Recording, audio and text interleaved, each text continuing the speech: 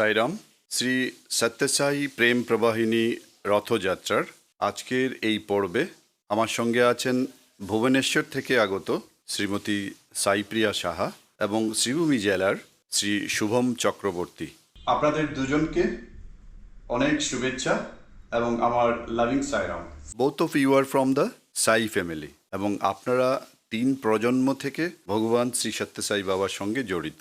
আমরা সবাই জানি ভগবান শ্রী সত্যসাই বাবার শতবর্ষ উদযাপন উপলক্ষে ভারত সহ বিশ্বের বহু প্রান্তে বৎসর ধরে বিভিন্ন কার্যক্রম চলছে। সব কিছুর মধ্যে এই শতবর্ষে দেশ জুড়ে এক বিশেষ অনুষ্ঠান চলছে, রথযাত্রা।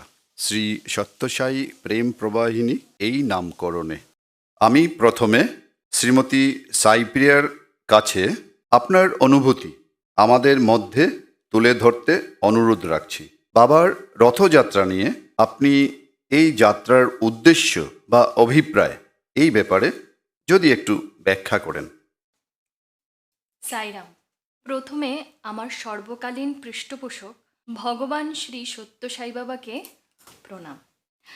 আজকের এই প্রেম প্রবাহিনীর বার্তালাপে আমি সুযোগ পাওয়ার জন্য ভগবান বাবাকে কৃতজ্ঞতা এবং সবাইকে আন্তরিকতার সহিত সাইরাম জানাই। 2011 সালের এপ্রিলে ভগবান শ্রী সত্যসাই বাবার মহাসমাধির সাথে সাথে ঐশ্বরিক অলৌকিক ঘটনার যোগ শেষ হয়ে গেছে বলে মনে হতে পারে, কিন্তু যিনি সময়, স্থান এবং দেহের বাইরে, তার জন্য কোনো সীমা নেই। যিনিরা ভগবান বাবার বয়সের বিভিন্ন স্তরের সঙ্গে সরাসরি বিভিন্ন প্রেক্ষাপটে যুক্ত থাকার সুযোগ পেয়েছিলেন, দেশ তথা বিশ্বের অগণিত মানুষ বাবার ঐশ্বরিক আদি অনন্ত লক্ষ্য করেছেন। ভগবান বাবার প্রত্যেক কর্মসূচি পূর্ব পরিকল্পিত অনুসারে হয়ে থাকে। বাবার শতবৎসরের যে দীর্ঘ উদযাপন চলছে, এরই একটা অঙ্গ হচ্ছে এই রথযাত্রা, যেখানে ওনার পূর্ব পরিকল্পনার রহস্য জড়িয়ে আছে। আমাদের অজানা নয়, উনি প্রেমের প্রতীক ছিলেন। তখনকার একটা ছোট্ট গ্রাম ও ওনার আবির্ভাব স্থল পুট্টাপার্তি, বর্তমানে ওনার সংকল্পে গড়ে ওঠা স্বর্গনগরী প্রশান্তি নিলয়ম, যা জেলায় পরিণত হয়েছে। বিশ্বের বিভিন্ন প্রান্তে দিব্য প্রেমের প্রভাব রয়েছে। প্রেম প্রবাহিনী রথের নামকরণে ইহাই তাৎপর্য। ভারত জুড়ে এই রথযাত্রার একই উদ্দেশ্য, ওনার দিব্য বার্তা ও দিব্য প্রেম আমাদের মধ্যে প্রবাহিত করা, এবং এই উদ্যোগটিকে আমাদের নিজেদের অভ্যন্তরীণ যাত্রা হিসাবে বুঝতে হবে। শ্রী শুভম চক্রবর্তী, ভগবান শ্রী সত্যসাই বাবা রথে করে আমাদের রাজ্য আসামে পদার্পণ করছেন অক্টোবরের 1 তারিখ 2025 ইংরাজি। আমাদের প্রত্যেকের কাছে এই যাত্রা এক ঐতিহ্যবাহী স্বর্ণযুগ। এই রথযাত্রার বিশালতার দিকে দৃষ্টি রেখে আমাদের গুরুত্বপূর্ণ ভূমিকার উপর আপনার বাস্তব অভিমত কি, এই বিষয়ে যদি কিছু তুলে ধরেন। ভগবান বাবা আমাদের দায়িত্ব দিয়েছেন আমাদের মাধ্যমে সকল মানুষের মধ্যে ওনার দিব্য প্রেম ছড়িয়ে দেওয়া। জীবনে কতবার যা আমরা চেয়েছিলাম তা আমরা মিস করেছি, কারণ এটি আমাদের কাছে যেমনটি আশা করেছিলাম তেমনভাবে আসেনি। ঈশ্বর সর্বদা আমাদের প্রার্থনার উত্তর দেন। আমাদের মনকে আরও গুরুত্বভাবে হৃদয় উন্মুক্ত রাখতে হবে। আমাদের প্রার্থনার উত্তর কিভাবে আসা উচিত সেই ধারণায় আমরা এতটাই হারিয়ে গেছি যে আসলে আমরা কি প্রার্থনা করছি তা ভুলে যাই। সাই আমাদের এবং আমরা সাইয়ের, সুতরাং আমাদের কর্মে হতাশ হওয়ার কিছুই নেই। ভগবান বাবা ওনার স্থির করার সময়ে আমাদের নিকটে আসছেন। এখানে আমাদের যে বর্তমান ভূমিকা তা আমাদের কাছে স্পষ্ট। ভগবানের এই যাত্রায় লিপ্ত থাকা এবং ওনার দ্বারা নির্ণয় করা এই দিব্য ভ্রমণের সঙ্গে জড়িত থেকে আধ্যাত্মিক স্বাদ গ্রহণ করা। শ্রীমতী সাইপ্রিয়ার দিকে আবার আসছি। এই যে রথযাত্রার উদ্যোগ, এখানে আমাদের কি ভূমিকা ছিল? আমরা কি এই উদ্যোগের সঙ্গে জড়িত? শতবর্ষ উদযাপন যদি এই সময়ে না থাকতো তাহলে হয়তো আমরা এই দিব্য আনন্দের ভাগীদার হতাম না। এই উদ্যোগের ব্যাপারে যদি একটু সংক্ষেপে বোঝান। ভালো কথা। বাহ্যিক করতে আমরা যদি এই উদ্যোগের কথা ভাবি তৎক্ষণাৎ মনে হবে হয়তো আমরা জড়িত। আবার বাস্তবের দিকে দৃষ্টি দিলে এই পরিকল্পনা ভগবান দ্বারা পূর্বেই নির্ণয় করা। সংস্থার প্রতিটি কাজ ভগবানের রুচি ও উনার নির্দেশিকাই হয়। উনার প্রতিটা শিক্ষা আমাদের পথ প্রদর্শন প্রদান করে। অবতার পুরুষ বাবার জীবনের প্রতিটা পদক্ষেপ হচ্ছে বিশ্বের মানব কল্যাণার্থে। ওনার পৃথিবীতে অবতরণের লক্ষ্যই ছিল মানবকুলকে সুদৃঢ়ভাবে এগিয়ে নিয়ে যাওয়া। বাবা বলে রেখেছেন আমাদের অন্তরে গভীরভাবে রূপিত থাকতে হবে। আমরা শ্রী সত্য সাই বাবার আমাদের কাজ তাকে প্রচার করা নয়, আমাদের আসল কর্তব্য হলো তার সার্বজনীন প্রেম ও এর বার্তা অন্যদের মধ্যে পৌঁছানো। ভক্ত হিসাবে আমরা উনার সঙ্গে জড়িত। শুধু এই ধারণায় না থেকে ভগবান বাবা যে সম্পূর্ণ মানবকুলের ও উনার নিকট। ভগবান বাবাকে কোথাও আমরা সীমাবদ্ধতার মধ্যে দেখি না বা সীমাবদ্ধ করা যায় না। ভগবান বাবা আমাদের রাজ্যে পদার্পণ করবেন যদিও অতি পুরাতন ব্যাপার।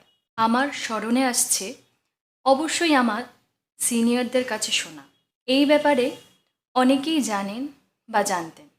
আসাম তথা উত্তর পূর্বাঞ্চল থেকে তখনকার ভক্তদের মধ্যে অনেকেই রেগুলার পুট্টাবর্তী আসা যাওয়া করতেন এবং একসময় বাবাকে প্রার্থনা জানিয়েছিলেন ভগবান বাবা যেন আসামে পদার্পণ করে সবাইকে ওনার অভয় প্রদান করেন। উল্লেখ্য এই উদ্দেশ্য নিয়ে আমাদের রাজ্যে মন্দিরের পরিকাঠামোগুলো তৈরি হয়েছিল বাবার বসবাসের জন্য এবং দর্শনের সুবিধার কথা চিন্তা করে গড়া হয়েছিল, যা এখনও সাক্ষী বহন করছে। যিনিরা ভগবানকে পদার্পণের জন্যে প্রার্থনা রেখেছিলেন ওনাদেরকে ভগবান বাবা বিষণ্ণ করেননি। বাবার অলৌকিক ক্রিয়ার সঙ্গে জড়িত ও ওনার উপস্থিতি অনুভব করেছেন। ঈশ্বরের সঙ্গে সংযোগ স্থাপনের জন্য ওনার শারীরিক উপস্থিতির প্রয়োজন পড়ে না।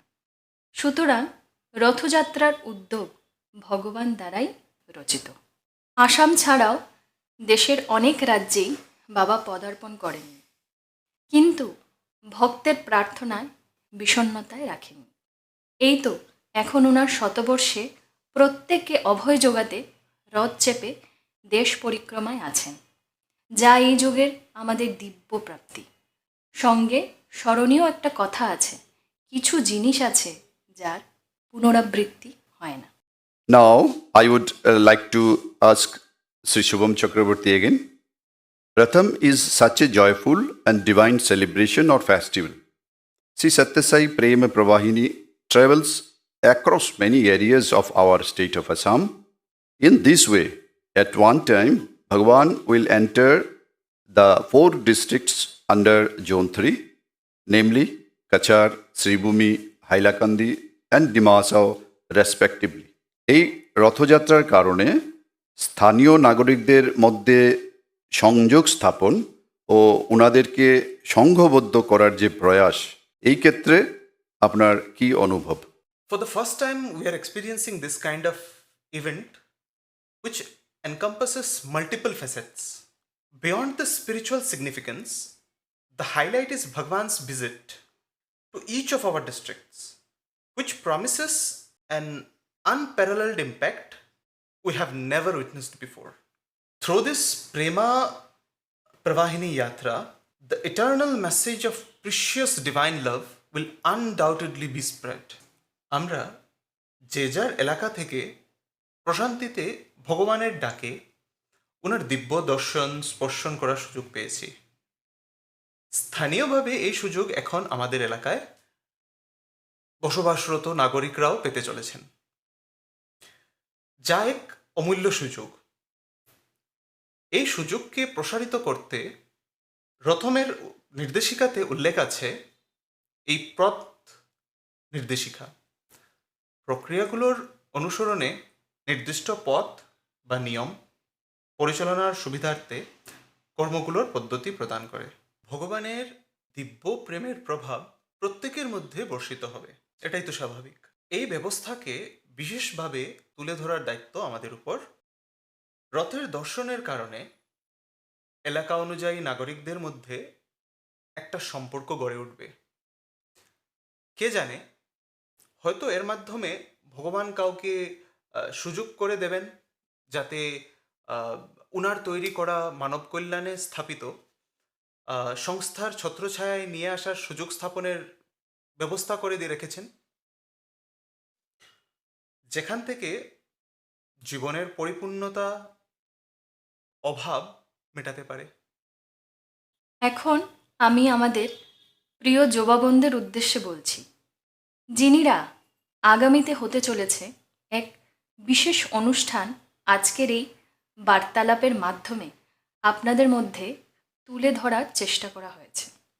সুসজ্জিত ও আনন্দবার্তা বহনকারী রথযাত্রায় কাছাড়, শ্রীভূমি, হাইলাকান্দি ও ডিমাহাসা জেলার নাগরিকদের মধ্যে যুবা বোনদেরকে আমন্ত্রণ জানিয়ে রাখছি, আপনারাও এই দিব্য রথযাত্রায় অংশগ্রহণ করুন। উল্লেখিত 4টা জেলার ইচ্ছুক অংশগ্রহণকারী বা অনুষ্ঠানের বিস্তার জানতে হলে সবশেষে আমাদের যোগাযোগ নম্বরে হোয়াটসঅ্যাপের মাধ্যমে আপনার নাম, জেলা, শহর ও যোগাযোগ নম্বর লিখে আমাদের নম্বরে শুধু হোয়াটসঅ্যাপের মাধ্যমে আমরা আপনাদের সঙ্গে যোগাযোগ করব।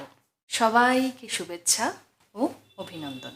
আমিও কাছাড়, শ্রীভূমি, হাইলাকান্দি, ডিমাহাসাও এবং আসামের প্রত্যেকটি জেলার নাগরিকদের মধ্যে যুবা ভাইদের আহ্বান জানাচ্ছি 1 নভেম্বর 2025-এ শ্রী সত্যসাই বাবার শতবর্ষ উদযাপন উপলক্ষে গত 25 এপ্রিল অন্ধ্রপ্রদেশের প্রশান্তি নিলয়ম থেকে 5খানা রথ দেশের বিভিন্ন প্রান্তে ওনার দিব্য প্রেম ছড়িয়ে আমাদের রাজ্যে প্রবেশ করছেন এবং যথাক্রমে আমাদের এই 4 জেলায়ও পদার্পণ করছেন। এই 4 জেলার প্রিয় যুবক ভাইদের এই ঐতিহাসিক আনন্দময় অনুষ্ঠানে অংশগ্রহণ করতে পারেন। উল্লেখ্য, শ্রী সত্যসাই সেবা সংস্থা ভারত ও শ্রী সত্যসাই আন্তর্জাতিক সেবা সংস্থার আয়ত্তে পরিচালিত, যেখানে যুবক যুবতী, পুরুষ ও মহিলাদের মধ্যে আলাদা শাখা রয়েছে। উদ্দেশ্য সার্বিকভাবে নিজেকে রূপান্তর করা। এই আনন্দ অনুষ্ঠানে অংশগ্রহণ করতে ইচ্ছুক অথবা অনুষ্ঠান সূচি জানার জন্য সবশেষে দেওয়া আমাদের যোগাযোগ নম্বরে হোয়াটসঅ্যাপের মাধ্যমে আপনার নাম, জেলা, শহর ও যোগাযোগ নাম্বার লিখে শুধু হোয়াটসঅ্যাপ করুন। আমরা আপনাকে যথাসময়ে জানিয়ে রাখব। সকলকে শুভেচ্ছা, সাইরাম। আজকের এই প্রেম প্রবাহিনী রথযাত্রার এই এপিসোডে আপনাদের অনুভূতি আমাদের মধ্যে রাখার জন্য আপনাদের দুজনকেই শুভেচ্ছা এবং সাইরাম।